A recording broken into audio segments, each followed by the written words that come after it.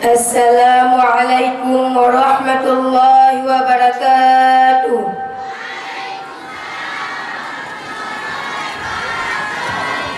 Perkenalkan, kami dari grup An-Nahla utusan dari SMA Darus Saadah Lampung Tengah.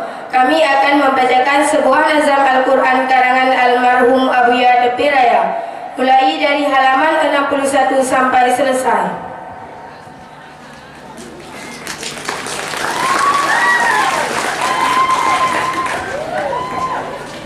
A'udzu billahi minasy syaithanir rajim. Ulun melindung dengan Tuhan, nibah syaitan yang murka. Ulun melindung dengan Tuhan, nibah syaitan yang murka.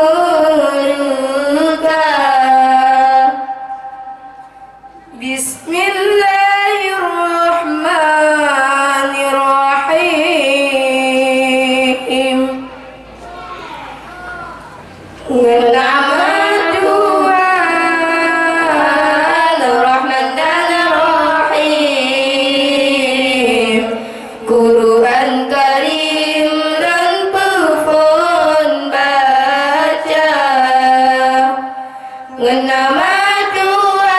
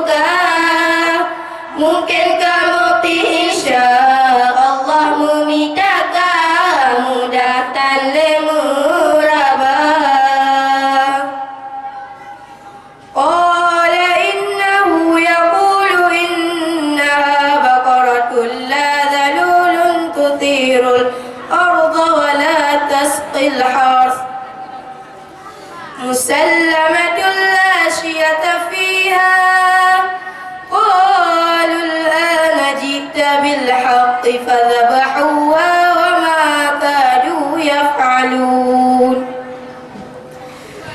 Musa jauh Tuhan pegalam Jumlah yang hantam tayu kerijahan Jeluma yang katamu Hanjur yang huger baraya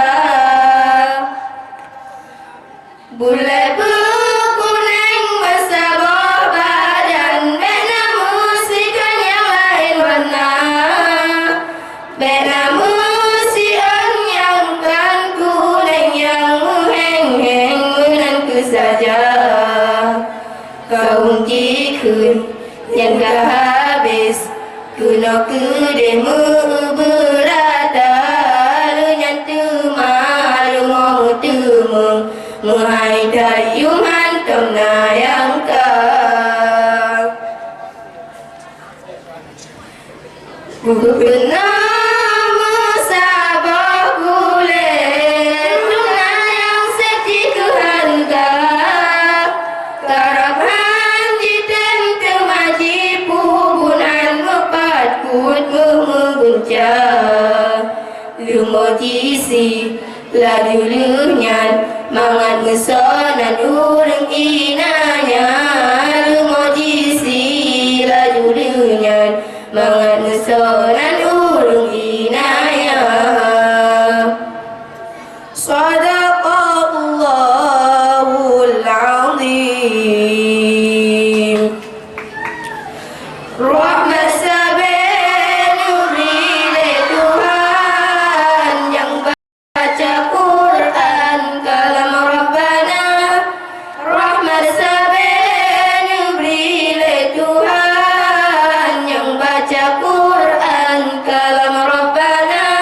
Dalam rumohan roh syaitan punya Quran sabeda baca dalam rumohan roh syaitan punya Quran Quran sabeda baca.